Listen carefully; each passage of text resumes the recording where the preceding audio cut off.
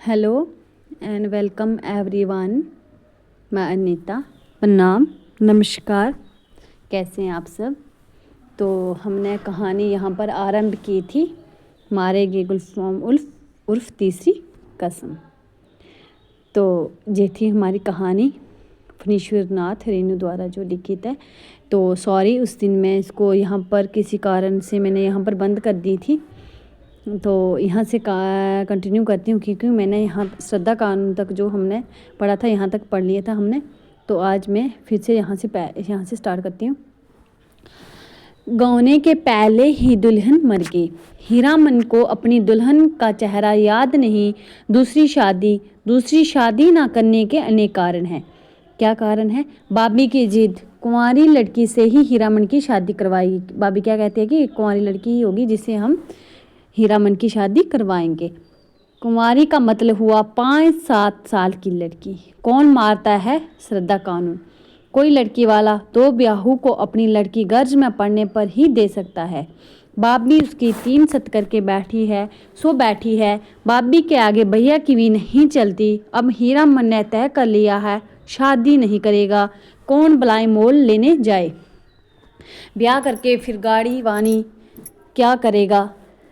कोई और सब कुछ छूट जाए, गाड़ी वानी नहीं छोड़ सकता हीरामन। ठीक है, वो सोचता है कि क्या पता शादी करने के बाद जो मैं गाड़ी को करता हूँ चलाता हूँ, क्या पता वो सब छूट जाए, तो वो उसको छोड़ना नहीं चाहता था।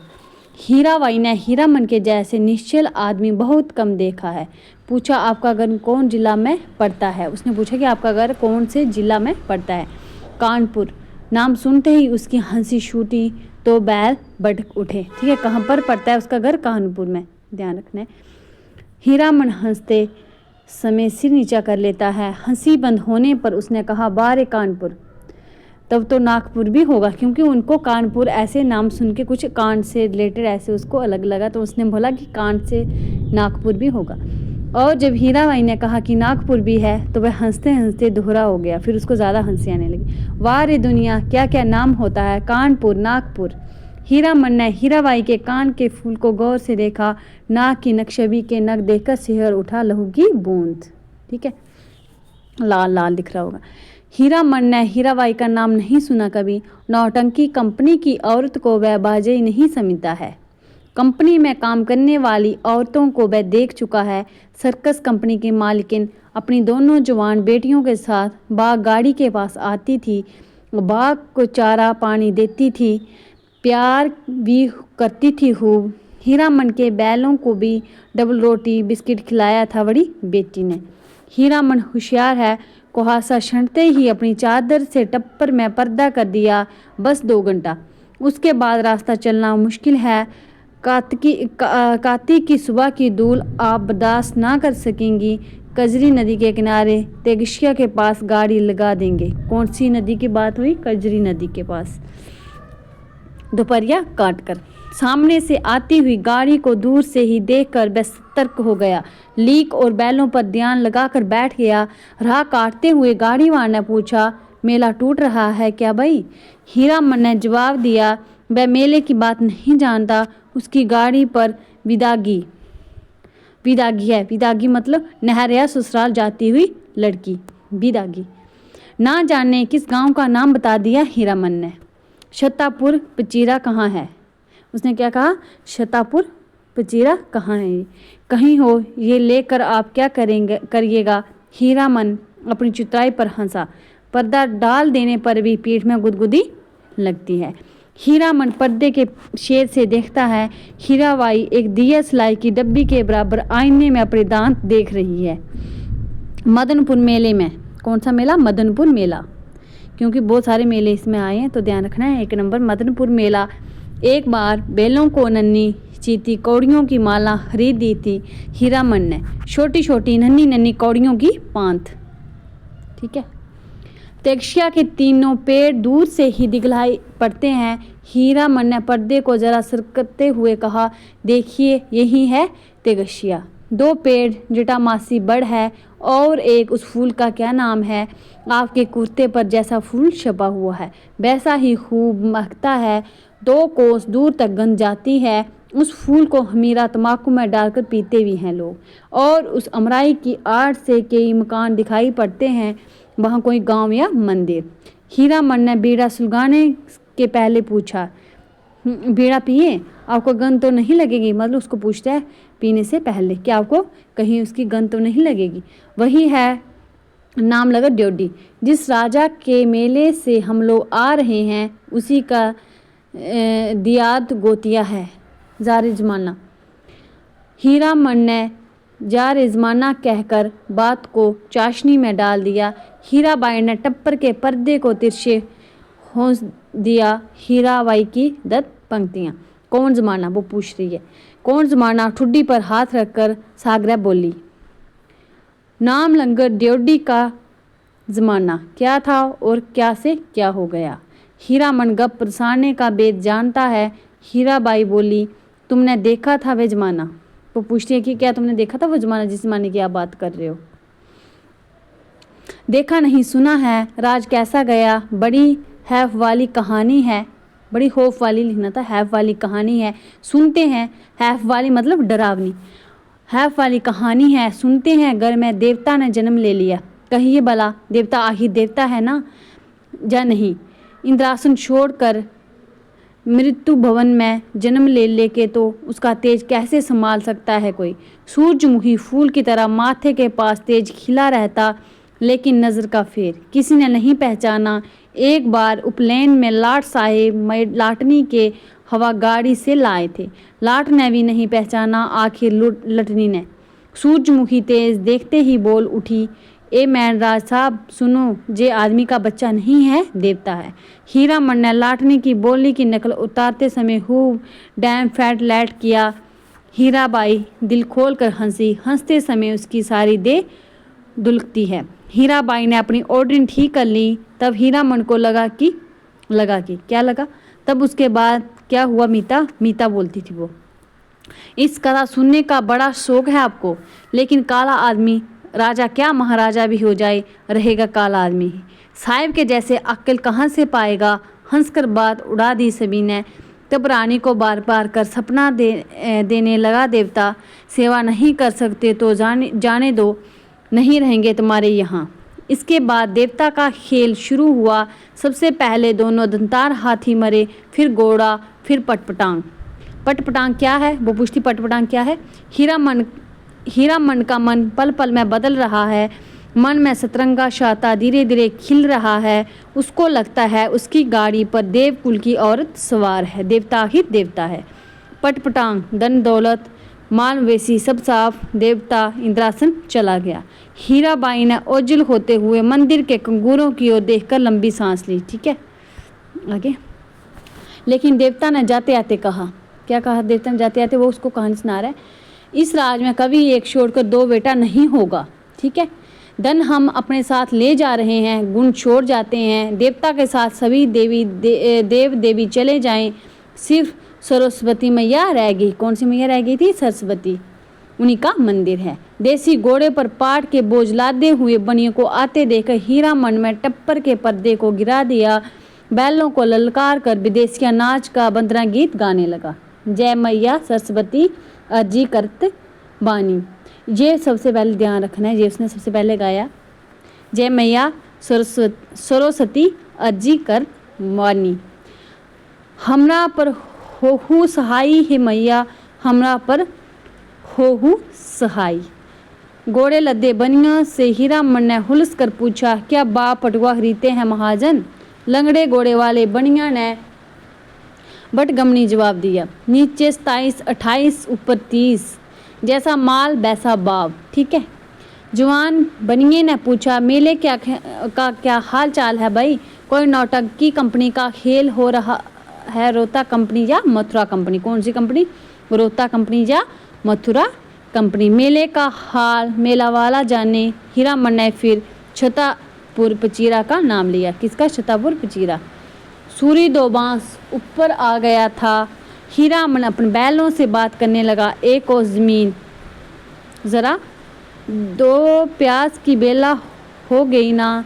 याद है उस बार तेगशिया के पास सर्कस कंपनी के जोकर और बंदर नचाने वाले साहब में झगड़ा हो गया था। किसमें? सर्कस कंपनी के जोकर और बंदर नचाने वाले साहिब में झगड़ा हो गया। जोकर वह ठीक बंदर की तरह दांत किटकिटाकर किकराने लगा था। ना जाने किस किस देश मुल्क के आदमी आते हैं। ठीक है, सर्कस कंपनी के जोकर और किसमें, बंदर नचाने वाले साहिब में झगड़ा हुआ था, ध्यान रखना है। हीरामन ने फिर पर्दे के शेष से देखा, हीराबाई एक कागज के टुकड़े पर आंख गड़ाकर बैठी है। हीरामन का मन आज हल्के सुर में बंधा है। उसको तरह तरह के गीतों की याद आती है। 20-25 साल पहले विदेशिया, बलवाही, सोकरा, नाचने वाला एक से एक गजल हेमटा गाते थे। अब तो बोम्पा में बोम्पू बोम्पू करके गीत, कौन गीत गाते हैं लोग, जा रे ज़माना। शोकरा नाच के गीत की याद आई हीरामन को। सजनवा बैरी हो गया, हमारो सजनवा बैरी हो गया। अरे चिट्ठियाँ हो तो सब कोई बांझे, चिट्ठियाँ हो तो सब कोई बांझे। हाय कर्मवा होए कर्मवा, ये वाला गीत मोस्ट इम्पॉर्टेंट है। ठीक है, गाड़ी की बल्ली पर उंगलियों से ताल देकर गीत को काट दिया हीरामन ने। शोकरा नाच के मनवा, नटवा का मुंह हीराबाई जैसा ही था। कहाँ चला गया वह ज़माना, हर महीने गांव में नाचने वाले आते थे। हीरामन ने शोकरा नाच के चलते अपनी बाबी की भी ना जाने कितनी बोली ठोली सुनी थी। बाई ने घर से निकल जाने को कहा था। आज हीरामन माँ सरस्वती सहाय है लगता है। हीराबाई बोली, वाह कितनी बढ़िया गाते हो तुम। हीरामन का मुंह लाल हो गया, वह सिर नीचा करके हंसने लगा। आज तेगशिया पर रहने वाले महावीर स्वामी भी सहाय हैं हीरामन पर। ठीक है, आज उनकी भी कृपा हो गई है उन पे। तेगशिया के नीचे एक भी गाड़ी नहीं। ठीक है, हमेशा गाड़ी और गाड़ी वालों की भीड़ लगी रहती है। यहाँ सिर्फ एक साइकिल वाला बैठकर सुस्ता रहा है। महावीर स्वामी को सुमर कर हीरामन ने गाड़ी रोकी। हीराबाई पर्दा हटाने लगी। हीरामन ने पहली बार आंखों से बात की। हीराबाई से साइकिल वाला इधर ही टकटकी लगाकर देख रहा है। बैलों को होलने के पहले बांस की टिकटी लगाकर गाड़ी को टिका दिया। फिर साइकिल वाले की और बार बार घूरते हुए पूछा, कहाँ जाना है? मेला। कहाँ से आना हो रहा है? बिशनपुर से। उसने बोला कहाँ जाना है? उसने बोला साइकिल वाले ने मेले में जाना है। और पूछने कहाँ से आना हुआ? उसने बोला बिशनपुर से आना हुआ। इतनी ही दूर में थस्त साकर थक गए जा रे जवानी। साइकिल वाला दुबला पतला नौजवान मिनमिना कर कुछ बोला और बीड़ी सुलगाकर उठ खड़ा हुआ। हीरामन दुनिया भर की निगाह से बचाकर रखना चाहता था हीराबाई को। उसने चारों ओर नजर दौड़ा कर देख लिया, कहीं कोई गाड़ी या घोड़ा तो नहीं आ रहा। कजरी नदी, किस नदी की बात हो रही? कजरी नदी। ठीक है, कजरी नदी की दुबली पतली धारा तेगशिया के पास आकर पूर्व की ओर मुड़ गई। हीराबाई पानी में बैठी हुई बैंस और उनकी पीठ पर बैठे हुए बुगुलों को देखती रही। हीरामन बोला, जाइए घाट पर मुंह हाथ धोआइए। हीराबाई गाड़ी से नीचे उतरी। हीरामन का कलेजा धड़क उठा। नहीं नहीं, पाँव सीधे हैं, टेढ़े नहीं, लेकिन तलवा इतना लाल क्यों है? हीराबाई घाट की ओर चली गई। गांव की बहू बेटी की तरह सिर नीचा करके धीरे धीरे। कौन कहेगा कि कंपनी की औरत है? औरत नहीं लड़की, शायद कुमारी ही है। ठीक है, ध्यान में रखना है ये कथन। हीरामन टिकटी पर टिकी गाड़ी पर बैठ गया। उसने टप्पर में झांक कर देखा। एक बार इधर उधर देखकर हीराबाई के तकिए पर हाथ रख दिया। फिर तकिए पर केहूनी डालकर झुकता गया। खुशबू उसकी देह में समा गई। तकिए के गिलाफ पर कड़े फूलों को उंगलियों से छूकर उसने सूंघा। हाय रे हाय, इतनी सुगंध! हीरामन को लगा एक साथ 5 चिलम गांजा फूंक कर वह उठा है। हीराबाई के छोटे आईने में उसने अपना मुंह देखा। आंखें उसकी इतनी लाल क्यों हैं? हीराबाई लौट कर आई तो उसने हंस कर कहा, अब आप गाड़ी का पहरा दीजिए, मैं आता हूँ तुरंत। हीरामन ने अपनी सफरी जोली से सहेजी हुई गंजी निकाली, गमछा झाड़ कर कंधे पर लिया और हाथ में बाल्टी लटका कर चला। उसके बैलों ने बारी बारी से हूंक हूंक करके कुछ कहा। हीरामन ने जाते जाते उल्ट कर कहा, हाँ हाँ, प्यास सभी को लगी है, लौट कर आता हूँ तो घास दूंगा, बदमाशी मत करो। बैलों ने कान हिलाए। नहा धोकर कब लौटा हीरामन? हीराबाई को नहीं मालूम। कजरी की दारा को देखते देखते उसकी आंखों में रात की उष्टी हुई नींद लौट आई थी। हीरामन पास के गांव से जलपान के लिए दही चूड़ा चीनी ले आया है। उठिए, नींद तोड़िए, 2 मुट्ठी जलपान कर लीजिए। हीराबाई आंख खोलकर अचरज में पड़ गई। एक हाथ मिट्टी के नए बर्तन में दही, केले के पत्ते, दूसरे हाथ में बाल्टी भर पानी, आंखों में आत्मीयतापूर्ण अनुरोध।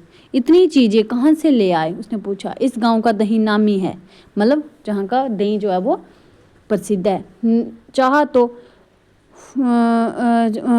तो फारिस गांव जाकर ही पाइएगा। हीरामन की देह की गुदगुदी मिट गई। हीराबाई ने कहा, तुम भी पत्तल बिछाओ। क्यों? तुम नहीं खाओगे तो समेट कर रख लो अपनी झोली में, मैं भी नहीं खाऊंगी। इस हीरामन लज्जा कर बोला, अच्छी बात, आप खा लीजिए। पहले पीछे क्या, तुम भी बैठो। हीरेमन का जी जुड़ा। हीराबाई ने अपने हाथ से उसका पत्तल बिछा दिया, पानी छीन दिया, चूड़ा निकाल कर दिया। इस धन्य है। हीरामन ने देखा, भगवती मैया भोग लगा रही है। लाल होंठों पर गोरस का पर्स। पहाड़ी तोते को दूध भात खाते देखा है। दिन ढल गया। टप्पर में सोई हीराबाई और जमीन पर दरी बिछाकर सोए हीरामन की नींद एक ही साथ खुली। मेले की ओर जाने वाली गाड़ियां तेक्शिया के पास रुकी हैं। बच्चे कचर पचर कर रहे हैं। हीरामन हड़बड़ा कर उठा, टप्पर के अंदर झांक कर इशारे से कहा, दिन ढल गया। उसने क्या कहा कि दिन जो है वो ढल गया है। दिन ढल गया। गाड़ी में बैलों को जोतते समय उसने गाड़ी वालों के सवालों का कोई जवाब नहीं दिया। गाड़ी हाँकते हुए बोला, सिरपुर बाजार के अस्पताल की डॉक्टरनी है, रोगी देखने जा रही है। पास ही कुड़मा गांव है। हीराबाई छत्तापुर पचीरा का नाम भूल गई। गाड़ी जब कुछ दूर आगे बढ़ गई तो उसने हंसकर पूछा, पत्तापुर शपीरा? छत्तापुर पचीरा नहीं, पत्तापुर शपीरा कहा। उसने उल्टा कहा। हंसते हंसते पेट में बल जाए हीरामन के। पत्तापुर शपीरा? हाँ, वह लोग छत्तापुर पचीरा के गाड़ीवान थे, उनसे कैसे कहता ही। हीराबाई मुस्कुराती हुई गांव की ओर देखने लगी। सड़क तेक्शिया गांव के बीच से निकलती है। गांव के बच्चों ने पर्दे वाली गाड़ी देखी और तालियां बजा बजा कर रटी हुई पंक्तियां दोहराने लगे। क्या? बच्चों ने बोला था, लाली लाली डोलिया में लाली रे दुल्हनिया पान खाए। हीरामन हंसा। दुल्हनिया, लाली लाली डोलिया, दुल्हनिया पान खाती है, दुल्हा की पगड़ी में मुंह पोंछती है। ओ दुल्हनिया, तेक्शिया गांव के बच्चों को याद रखना, लौटती बैर गुड़ का लड्डू लेती आना, लाख बरस तेरा खुलसा जिए। कितने दिनों का हौसला पूरा हुआ हीरेमन का। ऐसे कितने सपने देखे हैं उसने। वह अपनी दुल्हन को लेकर लौट रहा है। हर गांव के बच्चे तालियां बजाकर गा रहे हैं। हर आंगन से झांक कर देख रही हैं औरतें। मर्द लोग पूछते हैं, कहाँ की गाड़ी है, कहाँ जाएगी उसकी दुल्हन? डोली का पर्दा थोड़ा सरका कर देखती है। और भी कितने सपने। गांव से बाहर निकलकर उसने कनखियों से टप्पर के अंदर देखा। हीराबाई कुछ सोच रही है। हीरामन भी किसी सोच में पड़ गया। थोड़ी देर के बाद वह गुनगुनाने लगा, सजन रे झूठ मत बोलो, खुदा के पास जाना है। नहीं हाथी, नहीं घोड़ा, नहीं गाड़ी, वहाँ पैदल ही जाना है।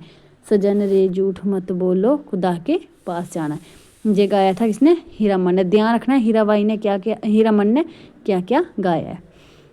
पीछे जो लाली रे दुल्हनिया वो बच्चों ने गाया था। हीराबाई ने पूछा, क्यों मीता, तुम्हारी अपनी बोली में कोई गीत नहीं क्या? ठीक है, उसने बोला आपकी बोली में कोई गीत नहीं है। हीरामन अब बेहटक हीराबाई की आंखों में आंखें डालकर बात करता है। कंपनी की औरत भी ऐसी होती है। सर्कस कंपनी की मालिकिन मैम थी, लेकिन हीराबाई गांव की बोली में गीत सुनना चाहती है। वह खुलकर मुस्कुराया। गांव की बोली आप समझिएगा। हूँ, ऐसे कहा उसने। हीराबाई ने गर्दन हिलाई। कान के झुमके हिल गए। हीरामन कुछ देर तक बैलों को हाँकता रहा चुपचाप। फिर बोला, गीत जरूर ही सुनिएगा। नहीं मानिएगा, इतना सो गांव का गीत सुनने का है आपको, तब लीक छुड़ानी होगी। चालू रास्ते में कैसे गीत गा सकता है कोई। हीरामन ने बाएं बैल की रस्सी खींचकर दाहिने को लीक से बाहर किया और बोला, हरिपुर होकर नहीं जाएंगे तब। चालू लीक को काटते हुए हीरामन की गाड़ी के पीछे वाले गाड़ीवान ने चिल्लाकर पूछा, काहे हो गाड़ीवान, लीक छोड़कर बैली कहाँ उधर। हीरामन ने हवा में दुआली घुमाते हुए जवाब दिया, कहाँ है बैल की। वह सड़क ननकपुर तो नहीं जाएगी। फिर अपने आप बड़बड़ाया, इस मुल्क के लोगों की यही आदत बुरी है, राह चलते 100 जीरा करेंगे। अरे भाई तुमको जाना है जाओ, देहाती बुझ सब। ननकपुर की सड़क पर गाड़ी लाकर हीरामन ने बैलों की रस्सी ढीली कर दी। बैलों ने दुल की चाल छोड़कर कदम चाल पकड़ी। हीराबाई ने देखा, सचमुच ननकपुर की सड़क बड़ी सूनी है। हीरामन उसकी आंखों की बोली समझता है, घबराने की बात नहीं, ये सड़क भी फारबिसगंज जाएगी। कहाँ? फारबिसगंज। राह घाट के लोग बहुत अच्छे हैं, एक घड़ी रात तक हम लोग पहुंच जाएंगे। हीराबाई को फारबिसगंज पहुंचने की जल्दी नहीं, हीरामन पर उसको इतना भरोसा हो गया कि डर भय की कोई बात नहीं उठती है मन में। हीरामन ने पहले जी भरकर मुस्कुरा लिया। कौन गीत गायब है? हीराबाई को गीत और कथा दोनों का शौक है। इस महुआ गटवारन। मैं बोला, अच्छा जब आपको इतना शौक है तो सुनिए महुआ गटवारन का गीत। इसमें गीत भी है और कथा भी है। किसका गीत सुनाने, किसकी बात कर रहे हैं? महुआ गटवारन का। इतने दिनों के बाद भगवती ने एक हौसला भी पूरा कर लिया। जय भगवती। आज हीरामन अपने मन को खलास कर लेगा। वह हीराबाई की थमी हुई मुस्कुराहट को देखता है। सुनिए, आज भी परमार नदी में महुआ गटवारन के कई पुराने घाट हैं। कहाँ पर? परमार नदी में महुआ गटवारन के थी तो गटवारन, लेकिन 100 संतवती में एक थी। उसका बाप दारू ताड़ी पीकर दिन रात बेहोश पड़ा रहता। उसकी सतीली माँ साक्षात राक्षनी, बहुत बड़ी नजर चालक, रात में गांजा दारू अफीम चुराकर बेचने वाले से लेकर तरह तरह के लोगों से उसकी जान पहचान थी। सबसे गटावर हेल मेल महुआ कुमारी थी, लेकिन काम कराते कराते उसकी हड्डी निकाल दी थी राक्षनी ने। ठीक है, इतने काम कराती थी उसकी माँ। जवान हो गई, कहीं शादी ब्याह की बात भी नहीं चलाई। एक रात की बात सुनी। हीरामन ने धीरे धीरे गुनगुना कर गला साफ किया। हैल सावना बादना रे उड़मल नदिया गे मैं ये ओ मैया गे रैनी ब्यावनी है तड़का तड़के दड़के करेज आ मोरा कि हम हूँ जो बार नहीं रे। ओ माँ, जे वो गुनगुना रहा है हीरामन। ओ माँ, सावन बादों की उमड़ी हुई नदी, ब्यावनी रात भयानक बिजली कड़कती है। सावन महीने की बात कर रहे हैं। मैं बारीक कुंवारी नन्ही बच्ची, मेरा कलेजा धड़कता है। अकेले कैसे जाऊं घाट पर? 100 भी परदेसी राही बटोही के पैर में तेल लगाने के लिए। सतमां ने अपनी बज्जर किवाड़ी बंद कर ली। आसमान में मेघ हड़बड़ा उठे और हर हरा कर वर्षा होने लगी। महुआ रोने लगी अपनी माँ को याद करके। आज उसकी माँ रहती तो ऐसे दुर्दिन में कलेजे से सटा कर रखती अपनी महुआ बेटी को। हे मैया, इसी दिन के लिए ही दिखाने के लिए तुमने कोख में रखा था। महुआ अपनी माँ पर गुस्साई, क्यों वह अकेली मर गई? जी भी भरकर कोसती हुई बोली। ठीक है। हीरामन ने लक्ष्य किया। हीराबाई तकिए पर कहनी गड़ाकर गीत में मगन एकटक उसकी ओर देख रही है। खोई हुई सूरत कैसी बोली लगती है। हीरामन ने गले में कंपकपी पैदा की। हूँ रे डायनिया मेयो मोरी, नोनवा चटाई काहे नाही मार ली सोरी गर। एही दिनवा खातिर छिनो दिया तेहू पोसल की नैन दूध उगंटन। हीरामन ने दम लेते हुए पूछा, बाखा भी समझती है कुछ या खाली गीती? उसने बोला कि कुछ भाषा भी समझ में आ रही है कि सिर्फ गीत ही समझ में आ रहा है? आगे देखते हैं। हीराबाई बोली, समझती हूँ। उगटन मारने उबटन, जो देह में लगाते हैं। उसने बोला कि उगटन का मतलब है उबटन, जो हम देह में लगाते हैं। हीरामन ने विस्मित होकर कहा, इस सो रोने धोने से क्या होए? सौदागर ने पूछा। दाम चुका दिया है महुआ का। बाल पकड़कर घसीटता हुआ नाव पर चढ़ा और मांझी को हुक्म दिया, नाव खोलो, पाल बांधो। पाल वाली नाव परवाली चिड़िया की तरह उड़ चली। रात भर महुआ रोती छटपटाती रही। सौदागरों ने नौकरों से बहुत डराया धमकाया, चुप रहो नहीं तो उठाकर पानी में फेंक देंगे। बस महुआ को बात सूझ गई।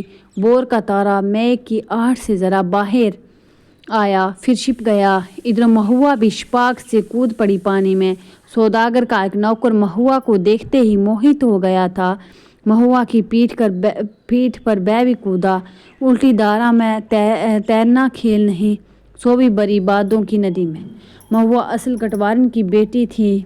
मछली भी भला थकती है पानी में, सफरी मछली जैसी फरफराती पानी चीरती भागी चली जा रही है और उसके पीछे सौदागर का नौकर पुकार पुकार कर कहता है, महुआ जरा थमो, तुमको पकड़ने नहीं आ रहा, तुम्हारा साथी हूँ, जिंदगी भर साथ रहेंगे हम लोग। लेकिन हीरामन का बहुत प्रिय गीत है ये। महुआ गटवारन गाते समय उसके सामने सावन भादों की नई नदी उमड़ने लगती है।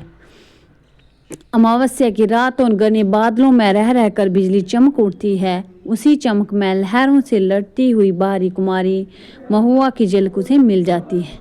सफरी मछली की चाल और तेज हो जाती है। उसको लगता है वह खुद सौदागर का नौकर है। महुआ कोई बात नहीं सुनती, प्रतीत करती नहीं, उल्ट कर देखती भी नहीं और वह थक गया है तैरते तैरते उसके पीछे जा रहे। इस बार लगता है महुआ ने अपने को पकड़ा दिया, खुद ही पकड़ में आ गई है। उसने महुआ को छू लिया है, पा लिया है और उसकी थकन दूर हो गई है। 15-20 साल तक उमड़ी हुई नदी की उल्टी धारा में तैरते हुए उसके मन को किनारा मिल गया है। आनंद के आंसू कोई भी रोक नहीं मानते। उसने हीराबाई से अपनी गीली आंखें चुराने की कोशिश की, किंतु हीरा को उसके मन में बैठी न जाने कब से सब कुछ देख रही थी।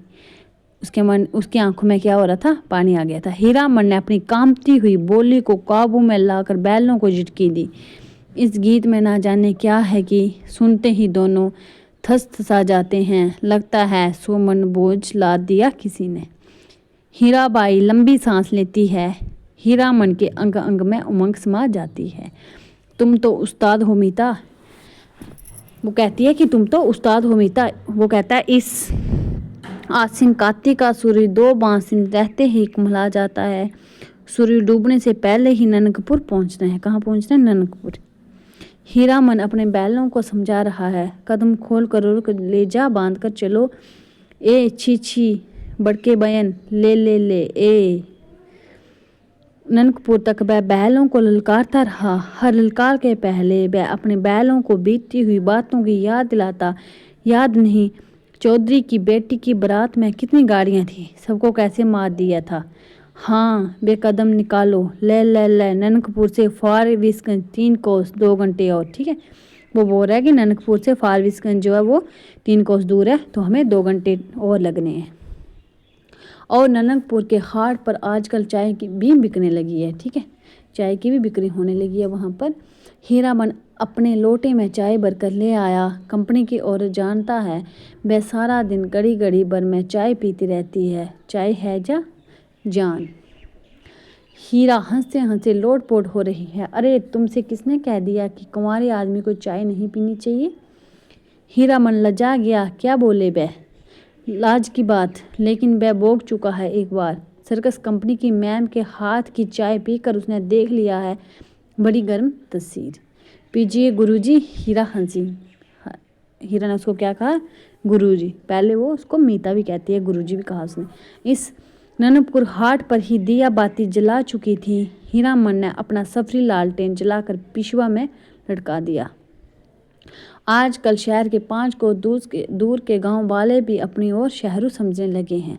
बिना रोशनी की गाड़ी को पकड़कर चालान कर देते हैं 12 बहेड़ा। आप मुझे गुरुजी मत कहिए। उसने कहा मुझे गुरुजी मत कहिए, तुम मेरे उस्ताद हो। फिर उसने क्या कहा? तुम मेरे उस्ताद हो, हमारे शास्त्र में लिखा हुआ है, एक अक्षर सिखाने वाला भी गुरु और एक राग सिखाने वाला भी उस्ताद। ठीक है, इस शास्त्र पुराण भी जानती हो? मैंने क्या सिखाया है? मैं क्या? उसने कहा कि क्या आप शास्त्र पुराण भी जानती हो? हीरा हंसकर गुनगुनाने लगी, हे सावन बाद वारे। हीरामन अचरज के मारे गूंगा हो गया। इतना तेज जहन हु बहु महुआ गटवार। उसने कहा कि इतना तेज, उसने उसको जैसे सुनाया था ना वो वैसे कहने लगी। उसने बोला इतना तेज जहन मतलब इतना तेज दिमाग, हु बहु महुआ गटवार। गाड़ी सीतादार की एक सूखी दारा की उतराई पर गड़गड़ा कर नीचे की ओर उतरी। हीराबाई ने हीरामन का कंधे धर लिया एक हाथ से। बहुत देर तक हीरामन के कंधे पर उसकी उंगलियां पड़ रही। हीरामन ने नजर फिराकर कंधे पर केंद्रित करने की कोशिश की। कई बार गाड़ी चढ़ाई पर पहुंची तो हीरा की ढीली उंगलियां फिर तन गई। ठीक है, डर के मारे उसने उंगलियां रख दी थी। सामने फारबिसगंज शहर की रोशनी झिलमिला रही है। शहर के कुछ दूर हटकर मेले की रोशनी टप्पर में लटके लालटेन की रोशनी में छाया नाचती है आसपास। डबडबाई आंखों से हर रोशनी सूरजमुखी फूल की तरह दिखलाई पड़ती है। फारबिसगंज तो हीरामन का घर द्वार है। ठीक है, फारबिसगंज क्या है? हीरामन का घर द्वार है। ना जाने कितनी बार वह फारबिसगंज आया है। मेले की लदनी लादी है वहां से किसी औरत के साथ। हाँ, एक बार उसकी भाभी रिसाल आई थी गोने में। इसी तरह तिरपाल से गाड़ी को चारों ओर से घेर कर बासा बनाया गया था। हीरामन अपनी गाड़ी को तिरपाल से घेर रहा है गाड़ीवान पट्टी में। सुबह होते ही रोता नौटंकी कंपनी के मैनेजर से बात करके भर्ती हो जाएगी हीराबाई। कहाँ पर? रोता नौटंकी कंपनी के मैनेजर। और परसों मेला खुल रहा है। इस बार मेले में पाल चट्टी खूब जमी है। बस एक रात, आज रात भर हीरामन की गाड़ी में रहेगी। वह हीरामन की गाड़ी में नहीं, घर में। कहाँ की गाड़ी है? कौन हीरामन? किस मेले से किस चीज़ की लदनी है? गांव सवार के गाड़ीवान एक दूसरे को खोज कर आस पास गाड़ी लगाकर बासा डालते हैं। अपने गांव के कौन कौन? लाल मनोहर, धुन्नी राम, पलटदास वगैरह गाड़ीवानों के दल को देखकर हीरामन अचकचा गया। उधर पलटदास टप्पर में जाकर भड़का, मानो बाग पर नजर पड़ गई। हीरामन ने इशारे से सभी को चुप किया, फिर गाड़ी की ओर कनखी मारकर फुसफुसाया, चुप, कंपनी की औरत, नौटंकी कंपनी की। कौन सी कंपनी की? नौटंकी कंपनी की। एक नहीं, अब 4 हीरामन। चारों ने अचरे से एक दूसरे को देखा। कंपनी नाम में कितना असर है। यहाँ पर कुछ छुप गया है। तीनों एक साथ सड़क दम हो गए। लाल मोहर ने जरा दूर हटकर बतियाने की इच्छा प्रकट की। इशारे से ही हीरामन ने टप्पर की ओर मुंह करके कहा, होटल तो नहीं खुला होगा कोई? हलवाई के यहाँ से पक्की ले आए। हीरामन, जरा इधर सुनो, मैं कुछ नहीं खाऊंगी अभी। लो तुम खाओ। क्या है? पैसा। इस पैसा देकर हीरामन ने कभी फारबिसगंज में कच्ची पक्की नहीं खाई। उसके गांव में इतने गाड़ीवान हैं, किस दिन के लिए हैं? वह छू नहीं सकता पैसा। उसने हीराबाई से कहा, बेकार, मेला बाजार में हुज्जत मत कीजिए, पैसा रखिए। मौका पाकर लाल मोहर भी टप्पर के करीब आ गया। उसने सलाम करते हुए कहा, 4 आदमी के बात में 2 आदमी खुशी से खा सकते हैं। बादशाह पर बात चढ़ा हुआ है। हैं हम लोग एक ही गांव के हैं। गांव हीरामन के रहते होटल और हलवाई के यहाँ खाएगा हीरामन। हीरामन ने लाल मोहर का साथ टिप दिया, बेसी बचर बचर मत बको। गाड़ी से 4 रस्सी दूर जाते जाते दुन्नी राम ने अपने कुल बुलाते हुए दिल की बात खोल दी। तुम भी खूब हो हीरामन। उस साल कंपनी का बाग, इस बार कंपनी की जनानी। हीरामन ने दबी आवाज में कहा, बाई रे, जे हम लोगों के मुल्क की जनाना नहीं की। लटपट बोली सुनकर भी चुप रह जाए।